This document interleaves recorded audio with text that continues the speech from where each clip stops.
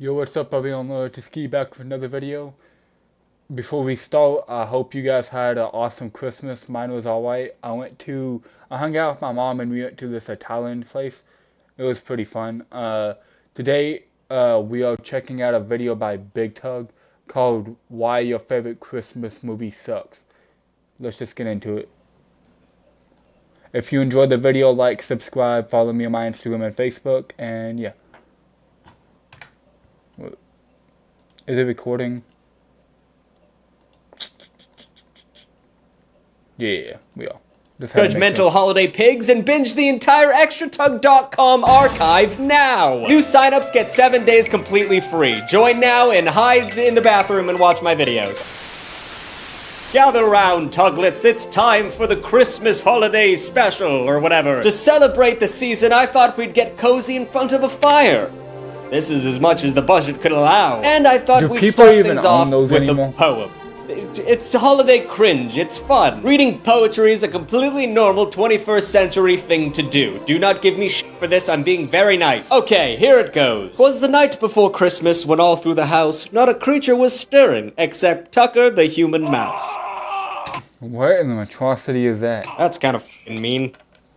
Okay. The Blu-rays were hung by the flat screen with care in hopes that a Christmas movie would be shared. The Tuglets were nestled all snug in their beds while visions of tugging it danced in their heads.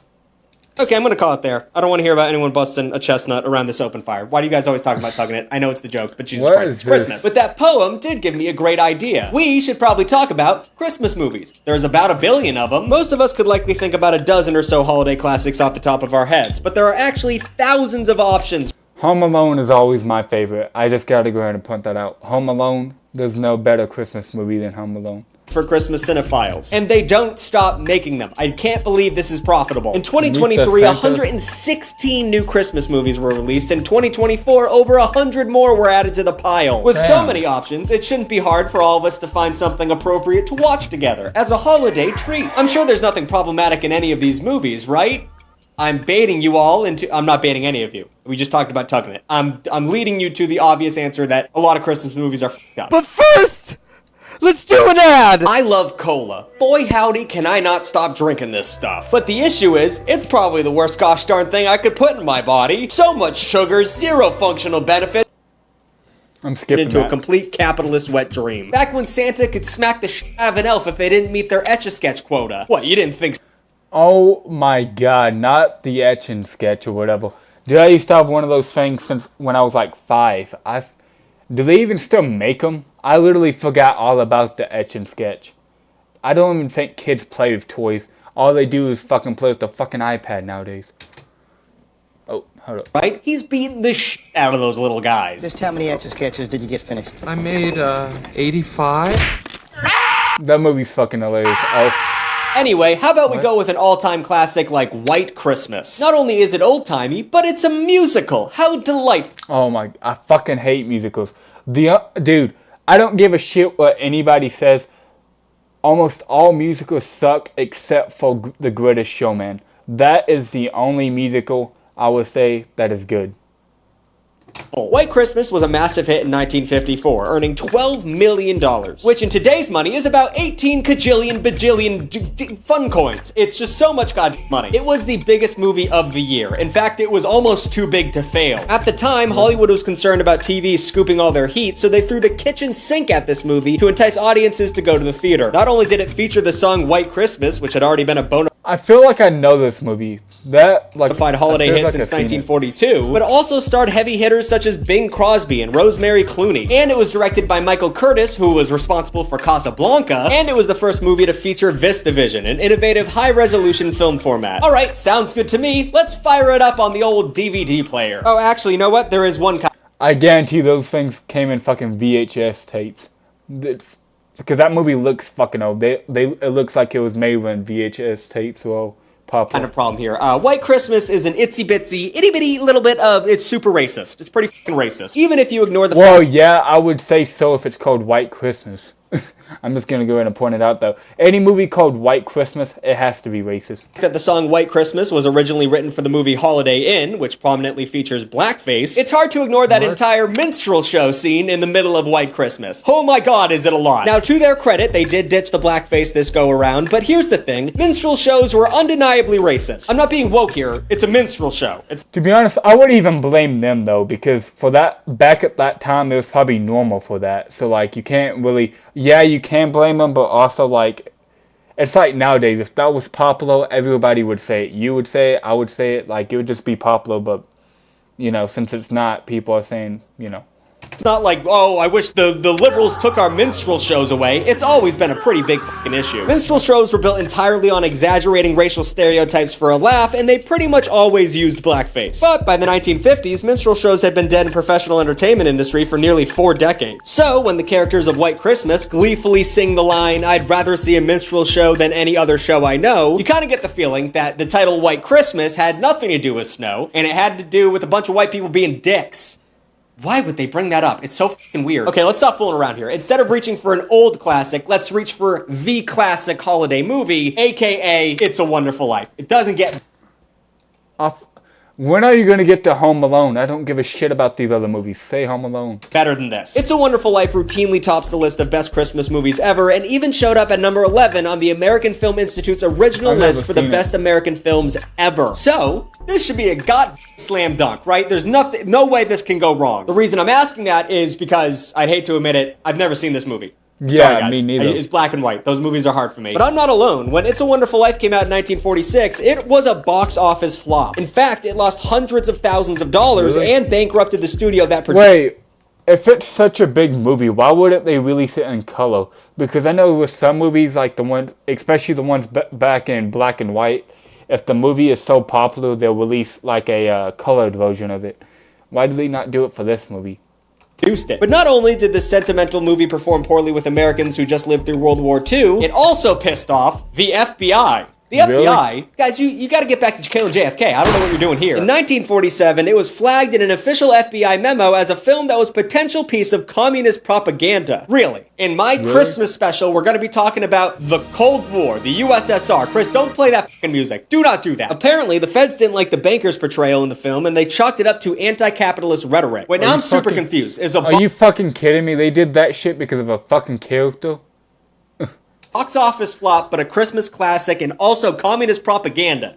What the fuck is this movie even about? This movie is about a man who wants to kill himself until he saves an angel named Clarence who can't swim from drowning. I guess the angels can't swim. And in turn, the angel shows him how much worse off everyone would be without him, like his wife Mary, who would end up being an old maid. So the moral of this story is don't kill yourself, otherwise your future wife will end up unmarried. I guess that's the worst thing you could have been back then. And even though that's obviously a moral I live by to this day, God forbid my girlfriend becomes an old maid, I still don't think this is a good moral for a Christmas cup of classic tea. Like, what? It's just not correct. But you know, besides the racism and trauma of early classic Christmas movies, the most damning thing they all have in common is asbestos. Between the 30s and 50s, most movies that featured snow used some form of asbestos, which we know now is a carcinogen that causes severe lung diseases. So let's just avoid all problematic, old-timey movies and just move into the modern age. Because if I bring up a Christmas movie before like 1980, everyone in that set has gotten crazy cancer from the asbestos snow. So, moving on to the modern age. What about Gremlins?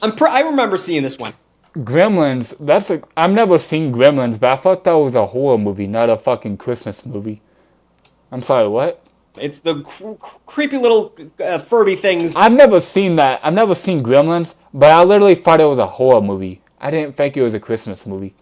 And I think there's Christmas involved in some sense. Yeah, I'm seeing here it was written by Chris Columbus, executive produced by Steven Spielberg. That's guaranteed Christmas special magic right there. And, oh, wait a minute, we might have hit a snag. The cute little main gremlin is voiced by Howie Mandel. Did we know this? Really? Is this a well-known thing? A little while back.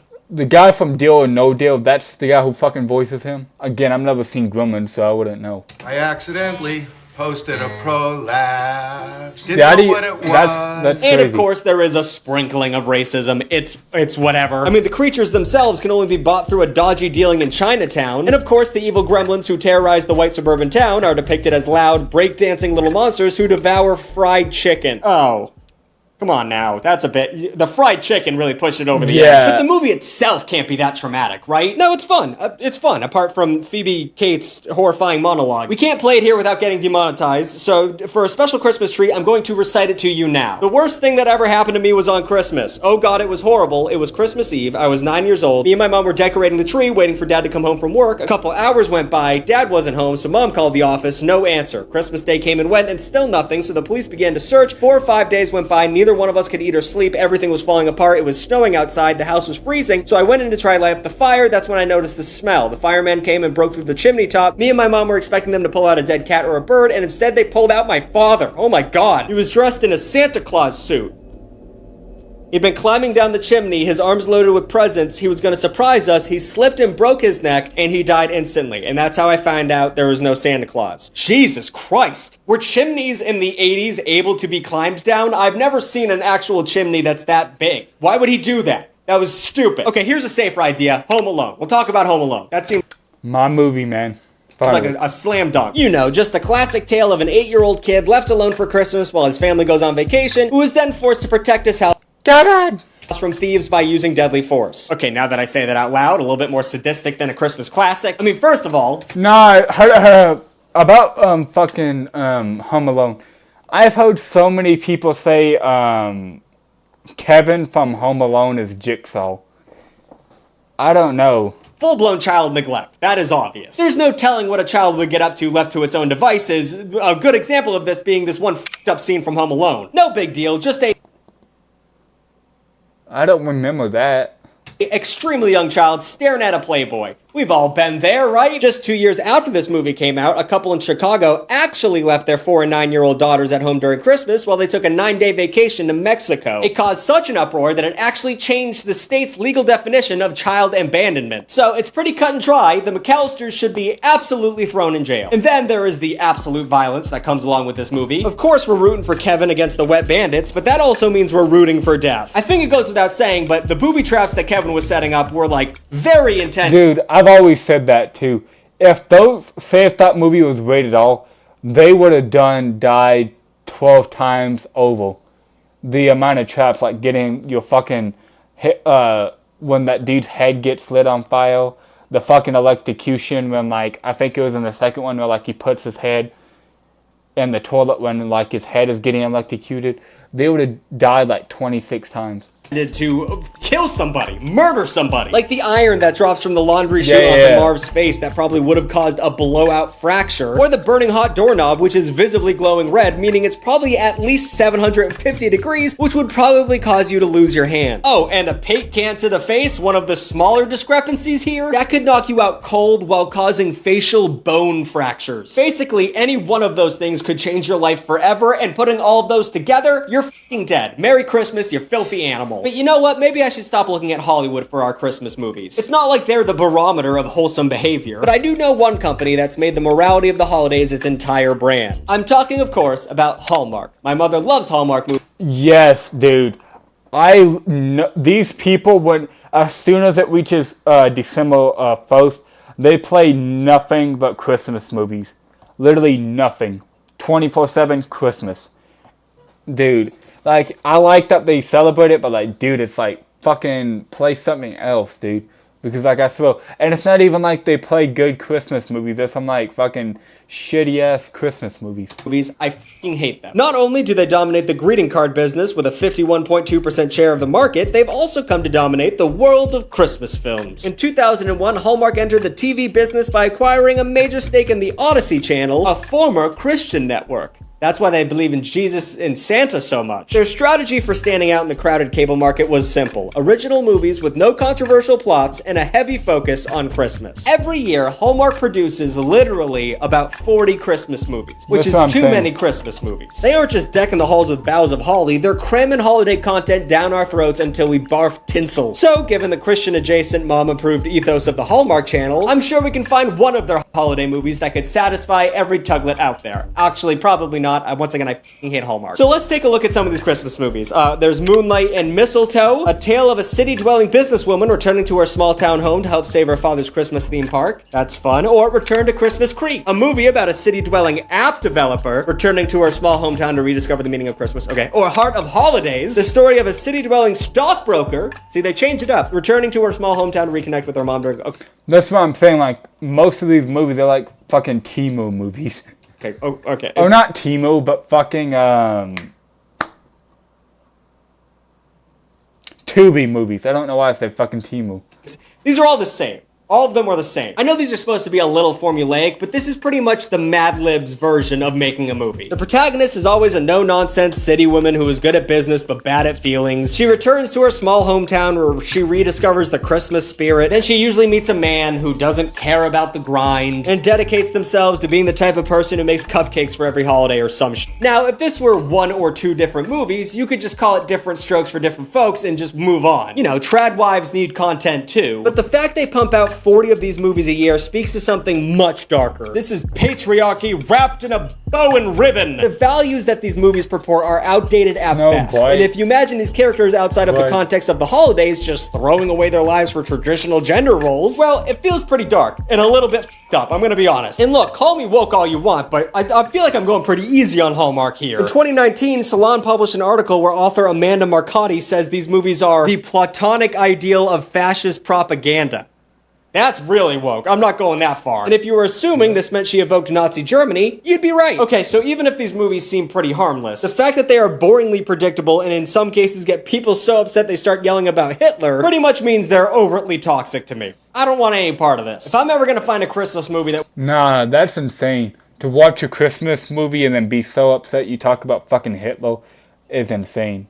Like, what the fuck did that Christmas movie do to you? We have to watch, I'm gonna have to think outside the box. Instead of relying on classics or the assembly line output of Hallmark, we might need to reverse engineer our own research. That's why I'm coming up with a new game called Chaos or Christmas Movie. Brought to you by the good people over at extratug.com, who are offering the most festive of deals. A 7-day free trial for all new users at the end of the year. Stick that in your stocking. The rules are simple. I'm going to describe the description of a holiday film, and you are going to guess whether it's an actual holiday film or a fever dream idea that I came up with while I was pooping and puking on norovirus. Are you ready? Hopefully one of these is an actual film that we will be able to watch. Okay, so let's play. Round 1. It's Christmas time and an evil multimillionaire accidentally hits his head only to be convinced by a fiendish elf that he is Santa Claus. Right off the bat, I don't think this has the right tone for a holiday film. Fiendish elves? Elves are not supposed to be fiendish except for that one goth one that my girlfriend wanted to have sex with when she was a child. And on top of that, you're promoting violence and demonizing millionaires? They're not billionaires, okay? You could be a millionaire. If it just had one of these things, that would be fine, but mixing them all together comes out to be a little bit preachy. All right, time to decide. Is it chaos or Christmas? Survey says, turns out...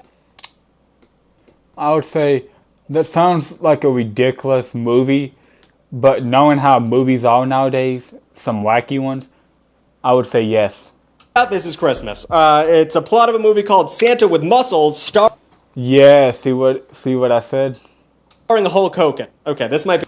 That's why I say it's probably be some fucking Tubi movie. harder than I thought. All right, round 2. Here's the plot of our second movie. A Martian ruler is upset that his planet's children are lazy and obsessed with Earth's pop culture. To get the kids out of their funk and cheer them up, Martians kidnap Santa Claus, but they accidentally grab a few human children too. All right, this is wild. This is human trafficking. You can dress it up with an alien and cover it in snow, but at the end of the day, you're trafficking humans across the universe. That's not cool. I guess this is crazy enough to work as a movie, but there's just one problem. The Martian leader thinks the kids are too obsessed with humans and Earth, so he brought brought Santa?